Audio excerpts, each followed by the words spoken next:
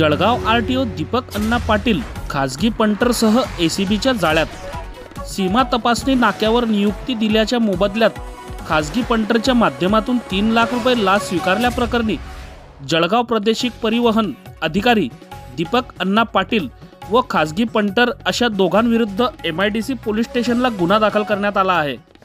या घटनेतील तक्रारदार अधिकाऱ्यास सीमा तपासणी नाका नवापूर येथे नोव्हेंबर 2024 या महिन्यात नियुक्ती देण्यात आली होती। या नियुक्तीच्या मोबदल्यात लाचेच्या स्वरूपात 3 लाख रुपये देण्यास आरटीओ दीपक अण्णा पाटील यांनी तक्रारदारास प्रोत्साहन दिले, तसेच खासगी पंटर मार्फत लाच स्वीकारली। याबाबत तक्रारदाराने संभाजीनगर एसीबी कार्यालयात तक्रार केली होती। खासगी इसमाने 3 लाख रुपये लाचेची रक्कम स्वीकारल्यानंतर संभाजीनगर एसीबी पथकाने कारवाई केली। सापळा अधिकारी तथा पोलीस निरीक्षक अमोल धस यांच्या पथकातील सापळा सहाय्यक अधिकारी Suresh Naik Navare, police head constable Ashok Nagargoje, Yuvraj Hiwale, police अंमलदार विलास चव्हाण, सचिन बोरसे, CN बागुल आदींनी या कारवाईत सहभाग घेतला।